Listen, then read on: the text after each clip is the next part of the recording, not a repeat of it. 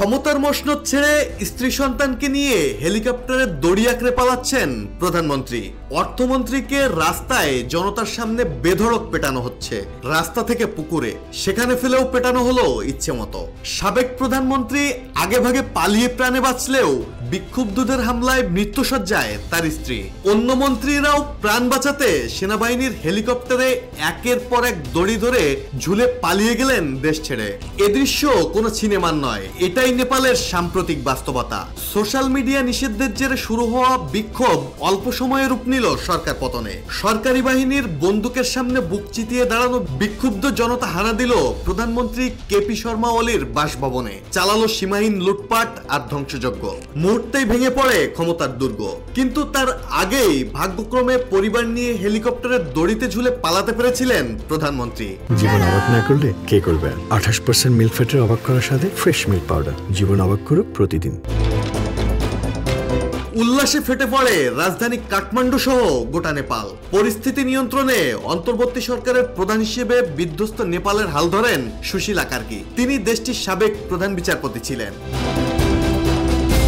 কিন্তু নেপালের এই ছবি একেবারেই নতুন নয়। 2022 সালে শ্রীলঙ্কায়, 2024 সালে বাংলাদেশে আর নেপালের আগে ইন্দোনেশিয়াতেও একই দৃশ্য দেখেছিল বিশ্ব। অর্থনৈতিক সংকট, দুর্নীতি আর ক্ষমতার লোভে দমিয়ে রাখা আর সম্ভব হয়নি। এদিকে নেপালের পর ভারতের কিছু প্রদেশেও দেখা দিয়েছে জেনজি প্রজন্মের বিক্ষোভ। তরুণদের সেই ঢেউ দ্রুত ছড়িয়ে পড়েছে, এতেই নড়বড় করতে শুরু করেছে মোদির গদি। তবে কি নেপালের কেপি শর্মা ওলির মতো পতন হতে যাচ্ছে মোদি সরকারের? এরই মধ্যে মোদির কপালে চিন্তার ভাঁজ স্পষ্ট হয়ে উঠেছে।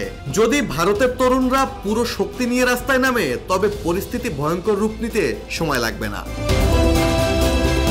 অন্যদিকে এরই মধ্যে লন্ডনে ঝড় তুলেছেন টেসলার মালিক ধনকুবের ইলন মাস্ক। তিনি লন্ডনে সরাসরি সরকার পতনের ডাক দিয়েছেন, আর তার ডাকে সাড়া দিয়ে রাজপথে নেমে এসেছে লাখো মানুষ। লন্ডনের রাস্তায় বিক্ষোভ এখন নিয়ন্ত্রণের বাইরে চলে যাচ্ছে, হিমশিম খাচ্ছে লন্ডন পুলিশ।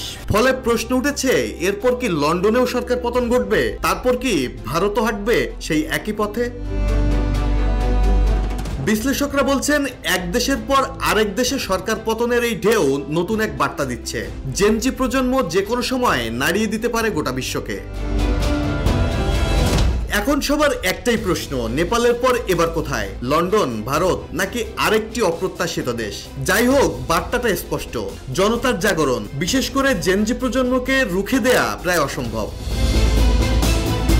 ডেস্ক রিপোর্ট, জয় জয় দিন।